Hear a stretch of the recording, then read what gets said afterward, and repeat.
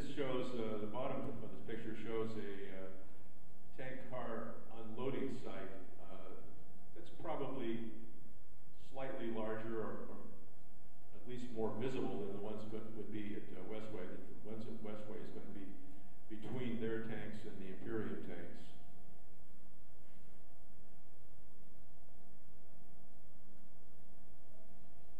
So this is showing the Imperium existing site, and we noted on their website, it's not just fuel we're working on. We founded this company with a goal of fundamentally changing how we power our vehicles by creating a fuel that would reduce global warming and our dependence on the dwindling supply of petroleum, while at the same time providing a renewable resource of energy for generations to come. And if you recall, we welcomed them into the community as a result of that.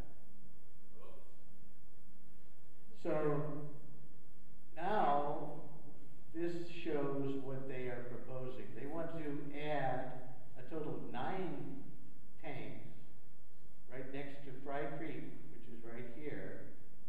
The setback will be approximately 25 feet. And this is showing the drawings that they have provided as part of their SEPA review. So they intended to establish 5 tanks in phase 1 and an additional 4 tanks as part of phase 2. These would be to store crude oil, a non-renewable fossil fuel. Each tank is 95 feet in diameter and approximately 64 feet tall.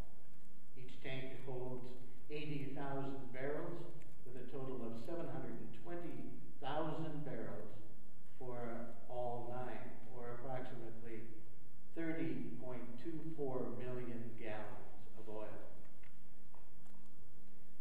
So we also have a new one, and that's the U.S. development, which would take over Terminal 3.